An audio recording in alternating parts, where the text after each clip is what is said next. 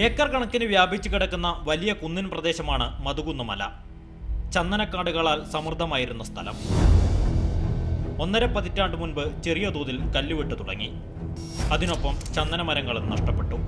പിന്നെ ഖനനം വ്യാവസായിക അടിസ്ഥാനത്തിലായി.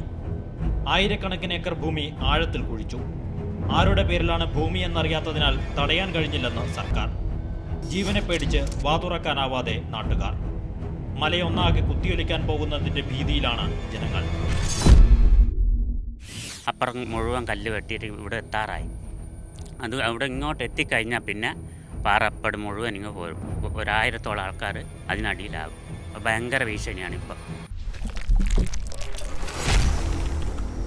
ചെങ്കൽ കോറി വന്ന് പിന്നെ ഒരുപാട് ആഴത്തിലിങ്ങനെ കുഴി വെച്ചിട്ടുണ്ട്. അതുകൊണ്ട് തന്നെ ഞങ്ങളെ താങ്ങി നിർത്തുന്നത് ഈ കാണുന്ന ഈ പാറയാണ്. അപ്പോൾ ഇതാണ് ഞങ്ങൾ ഒരു ഭീഷണിയായി നിൽക്കുന്നത്. പുറമേരി, കുറ്റ്യാടി, കുന്നുമ്മൽ പഞ്ചായത്തുകളിലായാണ് മധുകുന്ന് മല സ്ഥിതി ചെയ്യുന്നത്.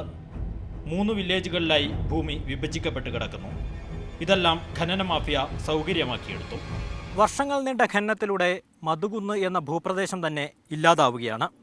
താഴ്വാരങ്ങളിലെ ആയിരക്കണക്കിന് കുടുംബങ്ങൾ ഇന്ന് ഭീഷണിയിലാണ്.